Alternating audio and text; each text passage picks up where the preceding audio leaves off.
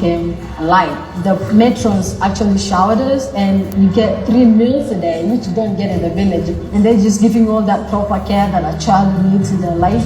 It was really amazing. It was like a miracle has happened. Not only did she come through the program as an orphan child, but now she actually helps facilitate the ISA Foundation team to go out into the bush to deliver food, to actually come in and bring other orphans into the program. And you know, I don't know what her future holds, but what I do know is that she had an opportunity all those years ago to come into a program called the House of Hope. And it wasn't by accident. The House of Hope gave her an opportunity and a place to be loved. It gave her a place to thrive, gave her a place to be educated, and it gave her a home. And her potential is unlimited.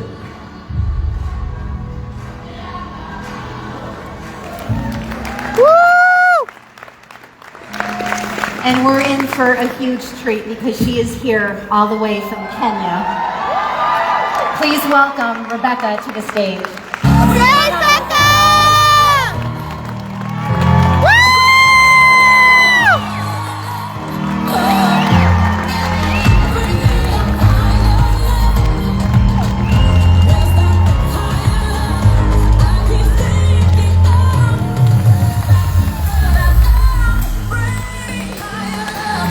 She is beautiful, she will inspire you, and you're going to love her story. So first of all, thank you for, this is such an honor to be here. I mean, I've never been in a really crowd. It's amazing. Thank you for honoring me to be here. So thank you very much. Thank you for being here. All right, so let's hear a little bit about what life was like before House of Hope, and then once you entered into House of Hope, how things changed for you. Thank you, Lindsay. As you've seen from the video, life was really hard for me. I have never seen my real mother. I don't know how she looks like. She died when I was only 1 week old. What do you know about 1 week? You're only 1 week. I went days starving. I didn't have food. Can you imagine just going to bed with nothing in your stomach? You can't even get asleep. You have to walk miles to get water. I remember the sun is too hot. You walk on that sun until your feet got just numb because you cannot feel the heat anymore. You sleep on the ground where the crawling horns just go through your ears because it's on the ground, it's not a bed, it's not a mattress. And I remember one time I slept on the floor because I'm used to sleeping on the floor, and I had to go through my ear, and it was painful.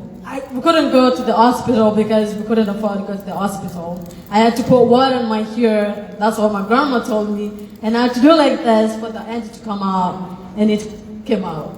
So it's a horrible life that I had. And until one time, the founder of Solve International, Steve L. Casher, it was like a miracle just happened out of blue, just like that. And he took me in to House of Hope, a place they call a place of happiness. That's what the kids, we call that, because you get 3 meals a day that you don't get in the village. Every day you wake up, you're worried about what you're gonna eat. You're worried about what you're gonna drink. You're worried about shelter. You're worried about some of your family members not accepting you for who you are because you're an obstacle, because you're an orphan. House of Hope provides a shelter. I remember the first time we went inside the House of Hope. We had the 3 meals, we had the proper care, and you sleep in the bed for the first time. I still can't shake that out of me. It was a feeling that I cannot describe. Sleeping in the mattress, in that mattress, I remember falling out of the bed because I'm used to crawling down on the floor. And here you're in the bed and you just fall down. And you're like, oh, I'm sorry, I'm not in the where I was. I'm now in a good place. So you learn sleeping in the bed because you're not used to that. Education. I used to go to school, not brushing my teeth. I know my teeth are white right now. But back then, you don't want to see it back then. I go to school. I wake up in the morning, I go to school. I have books, I have pens. I'm not worried about a teacher chasing me out of class because I got no books. Or chasing me out of class because I got no school fees. You come to also for where you're given all this proper care. And your matrons just show all the care that a child really needs in their life. That's I don't know what else to say about also for, but it's a place that provides a family and a place where you're accepted as who you are. Just like the way you're here. You come here because you're accepted as a community. It's because you're coming here because you're accepted as who you are. We all want to be where you want to be where you're accepted, right? Do you want to go where you're not accepted? Yeah, and we can't even imagine what life was like before House of Hope for you. So let's talk a little bit about the children in the Turkana area and what is it like in that village? As you can see in the pictures, that's where I grew up and that's where I've lived all my life, and that's where we go when ISO Foundation, the funds that ISO Foundation gives to SOF to provide meals. We go there because kids don't have a balanced diet, and because they can't even afford food, they're malnourished. It's hard, as you can see. No education for them. You grow up, you're nurtured to be a wife. They grow up to be pastoralists. No future for them, no education, no technology, no nothing, just that. So you go to House of Hope and now you're provided food. Let's talk about those bags of food that Serve International gives out. Serve International provide a bag of food that contains rice for carbohydrates, lentils for protein, vegetables for vitamins. That's a whole balanced diet. And it provides job opportunities to young women. In my culture, we are not appreciated as women because we are not stronger than men, I guess. But I don't believe that. We're stronger than that, right? Yeah, so that food provides unity, women empowerment, job, and families, they feed families. That one bag of food feeds 50 people. Can you imagine that? No.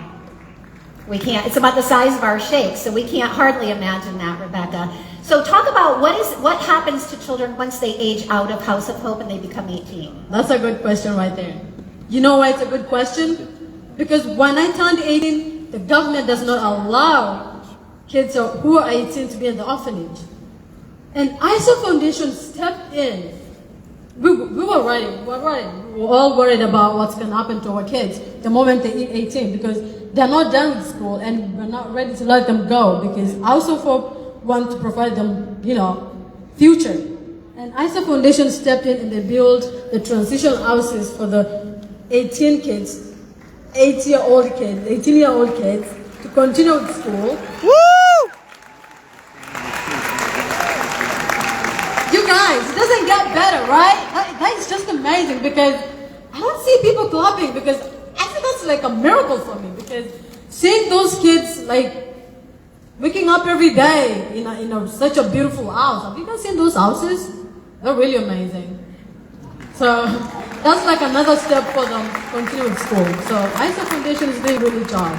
That's so So wonderful. proud of And that. so it's such a blessing to be able to have the opportunity to serve in such a big way for all of us as well. So what would you like everyone to know? There's so many people in this room that already donate through ISA Foundation, and we're going to talk about that in just a moment. But what would you like them to know about how ISA Foundation makes a difference, makes an impact? Can I ask you guys a question? From what I just talked about, what can you see? What have you heard about ISA Foundation? Come on, I can't hear anything. Come on. Making a difference, right? And if you want to make a difference, what do you do? Step up, right? Don't just say the word step up. You do it, right? Step up. And for those who have been doing that, on behalf of the kids of House of Hope, I'm here to say thank you very much for putting on such smile and giving them a promising future.